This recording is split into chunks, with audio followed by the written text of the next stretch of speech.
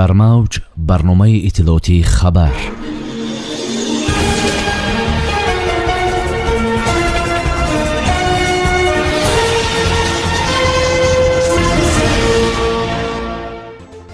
дар Париж ҳамкории Тоҷикистон бо ЮНЕСКО баррасӣ гардид. дар 9 моҳи соли равон дар Тоҷикистон беш аз 213 миллион сомонӣ зарари молиявӣ ошкор гардид. таъсиси корхонаи хурди бандубасти мева дар Тоҷикистон. паҳлавонони тоҷик аз чемпионати ҷаҳонии самбо бо 3 медали биринҷӣ ба ватан бармегарданд. футболбозони Наврази Панҷакент соҳиби ҷом ва нишони тиллои тӯби чармин гардиданд. дар шаҳри Париж дар ҳошияи иштирок дар иҷлоси 42-юми конфронсияи генералии Созмони Милали Муттаҳид оид ба масъалаҳои маориф, илм ва фарҳанг мулоқоти вазири корҳои хориҷии ҷумҳурии Тоҷикистон, раиси комиссияи миллии ҷумҳурии Тоҷикистон оид ба корҳои ЮНЕСКО Сироҷиддин Муҳриддин бо мудири кулли ЮНЕСКО Одри Азуле доир гардид. иттилоъ медиҳад Амид Ховар. зимни мулоқот сатҳу муҳтавои муносибатҳои гуногун ҷабҳаи Тоҷикистон бо ЮНЕСКО матраҳ гардид. ҷонибҳо роҷеъ ба 30-солагии шомилшавии ҷумҳурии Тоҷикистон ба ЮНЕСКО ва таъсиси комиссияи миллӣ оид ба ЮНЕСКО ёдовар шуда, нисбат ба расидан ба дастовардҳои нави ҳамкории Тоҷикистон дар кулли самтҳои салоҳияти созмон изҳори умеду боварӣ намуданд.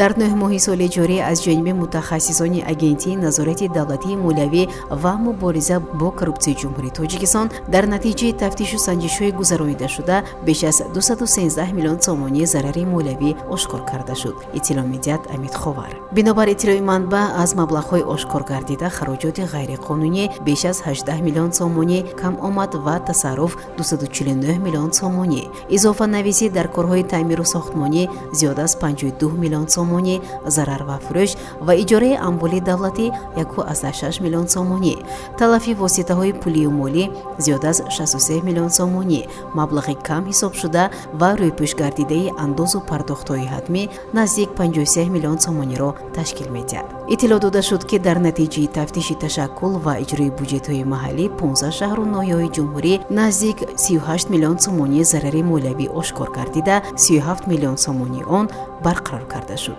аз маблағҳои ошкор карда шуда ба ташкилоти муассисаҳои буҷетии шаҳри Душанбе, ноҳияҳои Бобоҷон Ғафуров, Спитамен, Айнӣ, Исмоили Сомонӣ, Файзобод, Лахш, Варзоб, Абдураҳмони Ҷомӣ, Дӯстӣ, Қубодиён, Мирсаид Али Ҳамадонӣ, Кӯҳистони Масчо, Шуғнон ва Мурғоб рост меояд.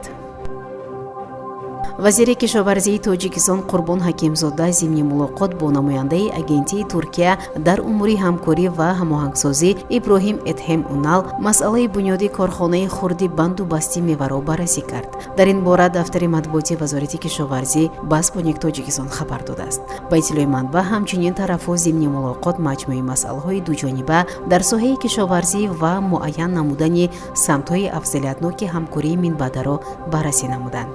вазири кишоварзии Тоҷикистон дар ин мулоқот изҳори умедворӣ кардааст, ки дар оянда ҳамкорӣ дар самтҳои гуногун аз ҷумла омӯзиши таҷрибаи пешқадами кишоварзони Туркия, воридоти чигит, тухмии картошка ва дигар зироат, техникаи кишоварзии саривақт амалӣ карда шавад. ҳамчунин ҷонибҳо ҳавасмандии худро барои баррасии саривақтии лоиҳаҳои дар оянда амалишаванда баён карданд. хабар медиҳад Спутник Тоҷикистон. чемпионати ҷаҳон оид ба самбо дар шаҳри Еревани Арманистон ба анҷом расид, ки дар он паҳлавонони тоҷик соҳиби 3 медали биринҷӣ гардиданд. иттилоъ медиҳад Амид Ховар. ёдовар мешавем, ки аз санаи 10 то 12 ноябр шаҳри Еревани Арманистон мизбони чемпионати ҷаҳон оид ба самбо шуд, ки барои иштирок дар ин мусобиқаи муҳими сол варзишгарон аз 65 давлат дархост карданд. тибқи қарори Федератсияи байналмилалии самбо, варзишгарони Беларус, Русия, Фаронса ва паноҳандагон дар ҳайати тими бетараф сабқат намуданд. ба ғолибону ҷоизадорони мусобиқот дар рақобатҳои инфиродӣ ба ғайр аз медал, инчунин ҷоизаҳои молӣ барои ҷойи аввал $4000 амрикоӣ, ҷойи дуюм $3000 ва барои ҷойҳои сеюм $2000 амрикоӣ тақдим шуд. варзишгарони навраси шаҳри Панҷакент аз ҷумла дастпарварони мактаби варзишӣ ва дигар муассисаҳои таълимии шаҳр дар мусобиқоти сатҳи шаҳрӣ, вилоятӣ ва ҷумҳуриявӣ фаъолона ширкат намуда, соҳиби ҷойҳои намоён гардиданд.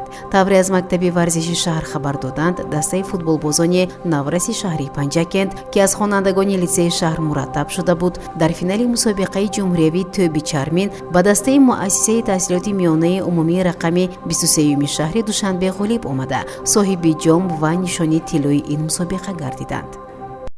дар мавҷ барномаи иттилоотии хабар.